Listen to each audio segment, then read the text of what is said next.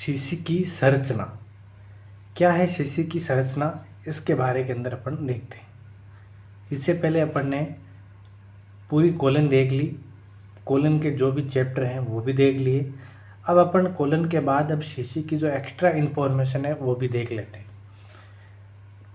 Extra information जैसे CC की संरचना के अंदर सबसे पहले इस सीसी का विभाजन कैसे किया गया है। तो सबसे पहले बता दूं आपको, सीसी का विभाजन से सबसे पहले मूल विषय क्या लिखना अपन को? मूल विषय। मूल विषय के अंदर सबसे पहले इसका विभाजन किया गया। मूल विषय यानी इसको लिख लेना basic subject. Basic subject, basic subject को इसके अंदर दो तरह के भागों के अंदर बांटा गया है। कैसे? दो भागों के अंदर। दो भाग कौन कौन से? एक भाग है मुख्य विषय। मूल विषय को दो भागों के अंदर बांटा गया, एक है मुख्य विषय, एक है गौण विषय। गौण विषय, मुख्य विषय को या तो इसको अपन बोलते हैं मेन सब्जेक्ट, लिख देना। इसको बोलते हैं non main subject. Non main subject, दो तरह से विषय हैं, एक तो मेन सब्जेक्ट, एक नॉन मेन सब्जेक्ट। फिर इसे जो मेन सब्जेक्ट है इसको भी दो भागों के अंदर बांटा गया है, कोवेशनल और नॉन कोवेशनल। यानी परंपरागत, कहीं लिखा होगा आपने परंपरागत, नॉन परंपरागत, ये वाला। इसको लिखो परंपरागत कोवेशनल, इसको लिखो अपरंपरागत। अपरंपरागत मुख्य विषय, परंपरागत मुख्य विषय और अपरंपरागत मुख्य विषय। परंपरागत मुख्य विषय कौन से हैं? जो मेन क्लास दे रखी है सीसी के अंदर, यानी ए टू जेड, जो ए से जेड सारे विषय दे रखे हैं वो कौन से हैं? परंपरागत। और जो नए विषय है यानी 1 से 9 तक दे रखे हैं, 1 से 9 तक जो दे रखे हैं उसको बोलते हैं अपन अपरंपरागत। जैसे लाइब्रेरी साइंस है, बुक साइंस है, इनको क्या बोलेंगे अपन? अपरंपरागत। और इसी अपरंपरागत एक कोवेशनल सब्जेक्ट आते हैं, मुख्य वर्ग के अधीनस्थ जो आते हैं ना, उनको बोलते हैं भी हैं अपरंपरागत। जैसे आपको ज्योमेट्री, अंगणित, बीजगणित, खगोल शास्त्र, ये है ना, इनको भी क्या बोलते हैं? अपरंपरागत। यानी मेन सब्जेक्ट है वो तो परंपरागत है, बाकी क्या है? अपरंपरागत। ये ध्यान रखना। अब आप बोलोगे ये गौण विषय क्या है? गौण विषय वो है जो दो मेन क्लास जुड़कर, यानी दो विषय जोड़कर एक नया सब्जेक्ट बनता है ना, उसको क्या बोलते हैं? गौण विषय। जैसे पहले लिख लो, दो विषय जोड़कर, विषय जोड़कर, दो विषय जोड़कर जो नया सब्जेक्ट बनता है ना, उसी को क्या बोलते हैं अपन? जोड़कर बनाए जाते हैं, वो क्या है? गौण विषय। जैसे आपने कहीं देखा होगा बायो फिजिक्स लिखा हुआ है, बायोटेक्नोलॉजी लिखा है, ये क्या है? ये गौण विषय है। यानी दो मेन क्लास को जोड़कर एक नया विषय बनता है, उसको क्या बोलते हैं? गौण विषय। बाकी ये हो गया मेन विषय अलग हो गया। फिर मुख्य विषय के अंदर परंपरागत और अपरंपरागत। अपरंपरागत क्या है और परंपरागत क्या है ये भी अच्छे से बता दिया आपको। अब अपन बात चलते हैं आगे।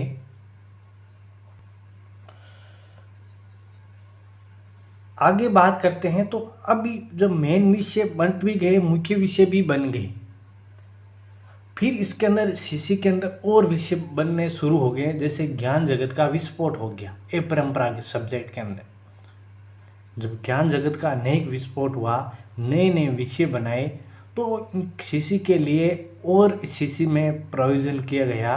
क्या किया गया? इम्पिटी और इम्पिटी एम्पाइड डिजिट, यानी रिक्त अंक, और दूसरा है रिक्तांक अंक, इसका भी इसके अंदर प्रयोग किया गया। अब ये क्या है अभी मैं बता देता हूँ आपको। चलो आगे चलते हैं। देखो सबसे पहले लिखो, थोड़ी भी लिखनी है साथ में ताकि पता भी चले बाद में। देखो तो लिखो ज्ञान जगत, ज्ञान जगत, राइटिंग ज़्यादा समझ में नहीं आए तो आप बोल रहा हूँ एकदम साफ, वो भी लिख सकते हो। ज्ञान जगत के विस्फोट, जब ज्ञान जगत का और विस्फोट हुआ तो विस्फोट के कारण, ज्ञान जगत के विस्फोट के कारण विषयों के विस्तार को, विषयों के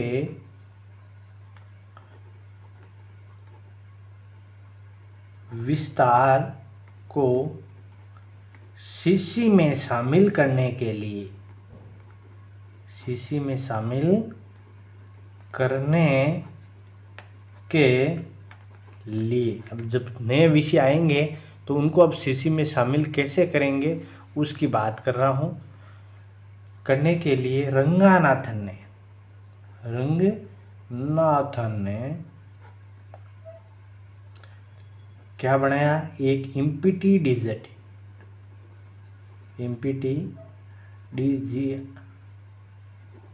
यानी इसको बोलते हैं रिक्त अंक, और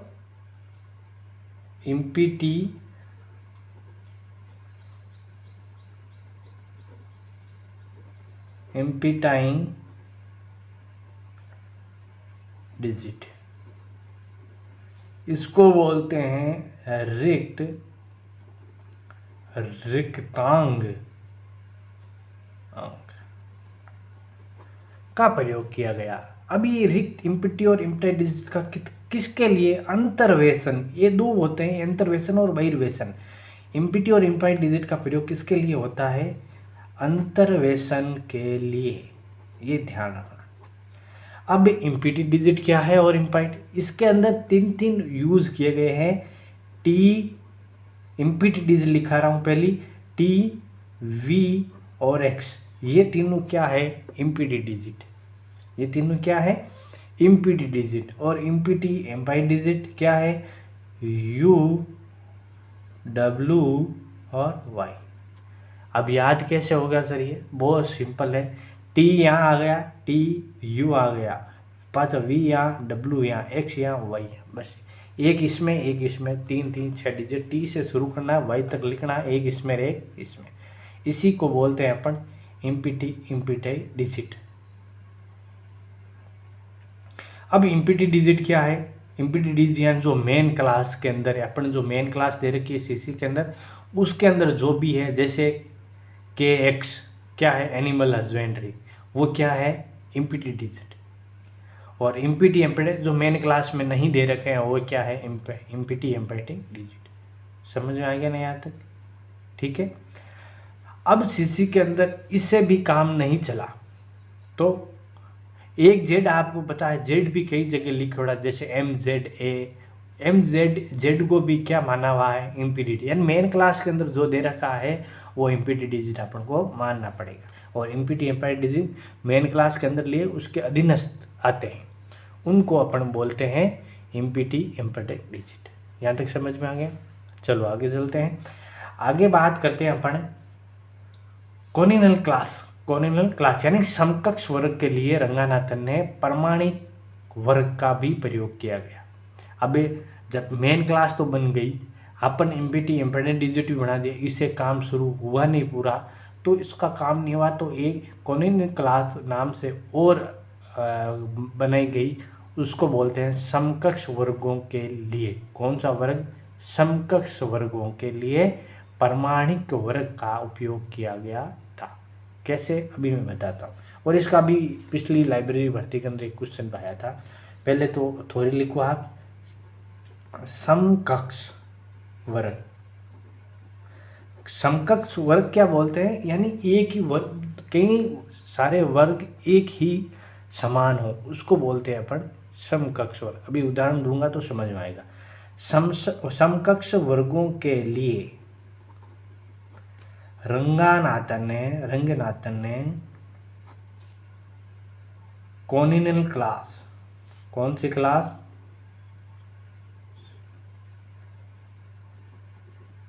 कोनिकल क्लास यानी हिंदी में बोलते हैं प्रमाणिक वर्ग, प्रामाणिक वर्ग का प्रयोग किया। अब इसको अंदर आपके पास शीशी की बुक है तो देख सकते हो किसके अंदर बी मैथमेटिक नाम से एक मेन वर्ग है। बी क्या है? मैथमेटिक्स।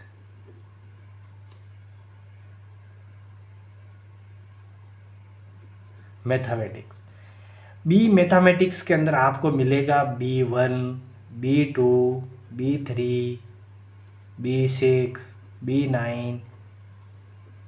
ये क्या है? ये है समकक्ष वर्ग यानी कॉनोनिकल क्लास,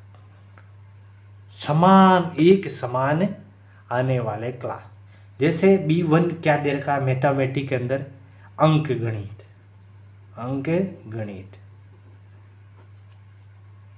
अंकगणित का इंग्लिश में अर्थमेटिक। सबसे पहले अर्थमेटिक।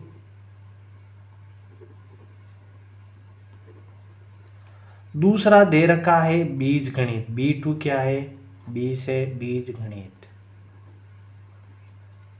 बीज गणित मतलब अलजेब्रा।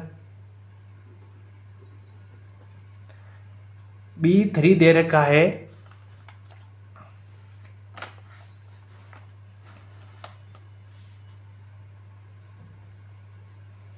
B3 दे रखा है एनालिसिस। क्या दे रखा है? एनालिसिस। B6 दे रखा है ज्योमेट्री। क्या दे रखा है? ज्योमेट्री यानी ज्यामिति।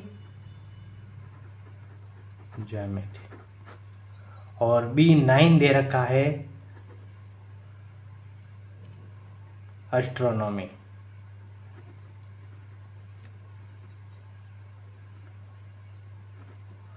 यानी खगोल शास्त्र। और क्वेश्चन यही पूछा बी मेन क्लास B9 क्या है? वहां दे रखा था अर्थमेटिक, अलजेब्रा, एनालिसिस या एस्ट्रोनॉमी। आपको क्या करना है? एस्ट्रोनॉमी B9 खगोल शास्त्र। पिछली भर्ती के अंदर ये क्वेश्चन आया था।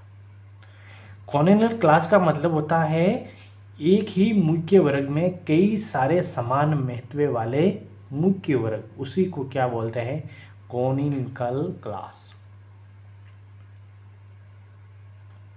ठीक है, ये अपन पढ़ रहे हैं सीसी के अंदर एक्स्ट्रा है उसको पढ़ रहे हैं ताकि हर क्वेश्चन अपने सॉल्यूशन हो जाए। चलते हैं आगे। अपन बात होगी अपनी अंतर्वेशन के लिए कौन से दो डिजिट टाइप में?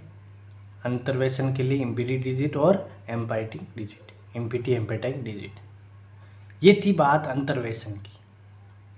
अब बात चलती है बहिर्वेशन की। अंतर्वेशन मतलब इंट्रापोल्यूशन और बहिर्वेशन मतलब एक्स्ट्रापोल्यूशन। अब बहिर्वेशन के अंदर क्या आती है? सबसे पहले 5 मंडल आते हैं और सेक्टर डिवाइस आते हैं। वो क्या है उसकी बात करते हैं अपन। लिखो आगे, पंक्ति में बहिर्वेशन के लिए, वो भी क्या है? पंक्ति में ही था, ये ध्यान रखना थोड़ा। अंतर्वेशन और बहिर्वेशन ये दोनों किसके लिए? पंक्ति में। ठीक है, तो हेडिंग लगा के लिखो, पंक्ति में बहिर्वेशन के लिए। तब मैंने लिखाया था पूरा अंतर्वेशन के लिए, अब अपन लिखा देता हूं मैं बहिर्वेशन के लिए यानी एक्स्ट्रापोलेशन। बहिर्वेशन के लिए रंगनाथन ने 5 मंडल के लिए रंगनाथन ने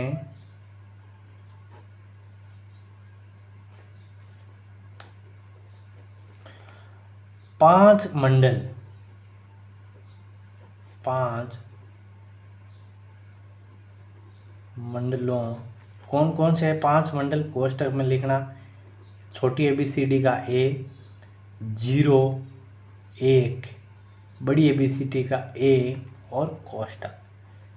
5 मंडल 1, 2, 3, 4 और 5 तथा सेक्टर डिवाइस।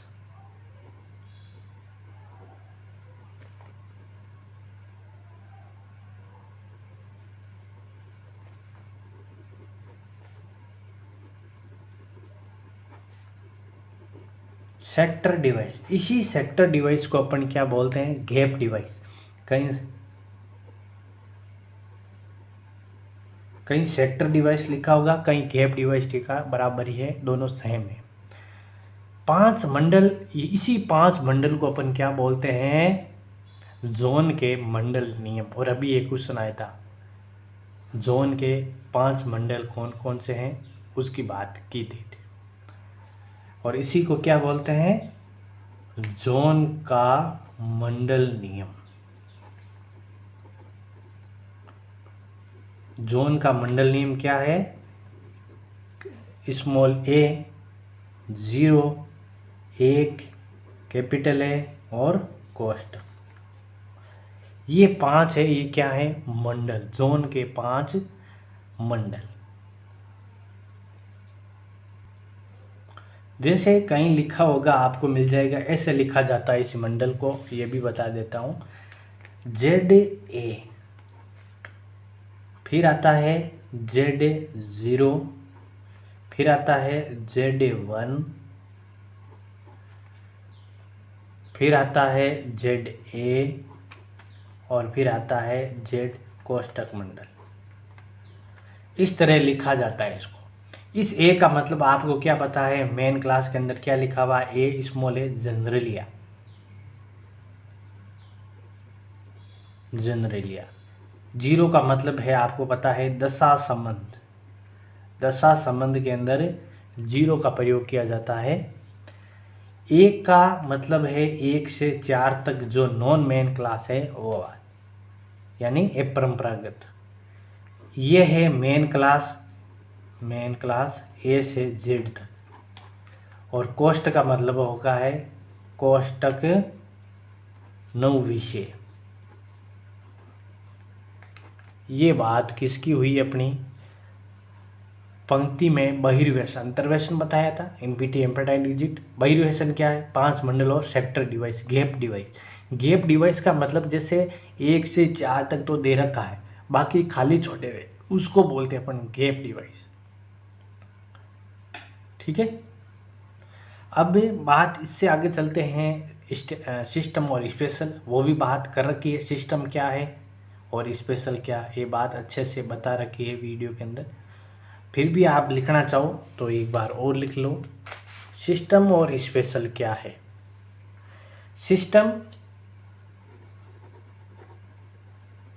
और स्पेशल, सीसी के अंदर 2 तरह का प्रयोग किया गया है।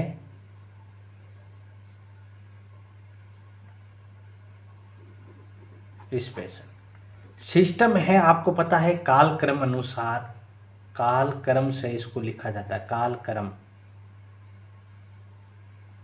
आधार। सिस्टम क्या है, कालक्रम के अनुसार लिखा जाता है।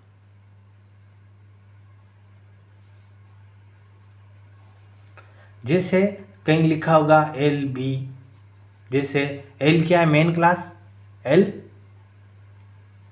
मेडिसन, और बी क्या है, कालक्रम के अनुसार बी का अंदर आपको देखेंगे 9999 से 1000 BC तक, यानी चिकित्सा की ऐसी पद्धति जो 9999 से 1000 BC के तब तक आई थी, उसको बोलते हैं अपन कालक्रम।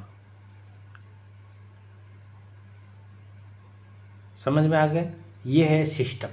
जैसे JA कहीं लिखा होगा आप, JA एग्रीकल्चर, बस जे क्या है, एग्रीकल्चर है। एग्रीकल्चर की ऐसी पद्धति जो टाइम कौन सा है, ए उसके समकालीन आए थे। यानी इसके अंदर अपन देखें, यानी कैपिटल का तो प्रयोग किया जाता है, लेकिन साथ में क्या किया जाता है, कालक्रम का जो वर्ड है उसका प्रयोग किया जाता है, उसको कालक्रम अनुसार व्यवस्थित किया जाता है। स्पेशल क्या है, स्पेशल के अंदर बस यही लिखना, जैसे जे एग्रीकल्चर है, J9, जैसे J9 A लिख दिया, यानी ऐसी पद्धति कालक्रम की 9 तो लिख दिया J9 और A भी लिख दिया साथ में, अब J9 पर आप देखोगे थ्रेसिंग ऐसे दे रखे हैं, एग्रीकल्चर के अंदर जो पार्ट अलग अलग है ना, क्या करना है, गेहूं की कटिंग है, अलग अलग पार्ट देख रखे हैं उसको अंदर।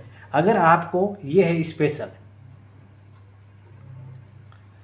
अगर आपको सीधा ही दे रखा है J1 तो आप सीधा आंख मीच के क्या करना, सिस्टम, और बीच में अगर दोनों के अल्फा ये इंडो अरेबिक वर्ड यूज किया कर रखा है तो आपको जाना है स्पेशल। समझ में आ गया?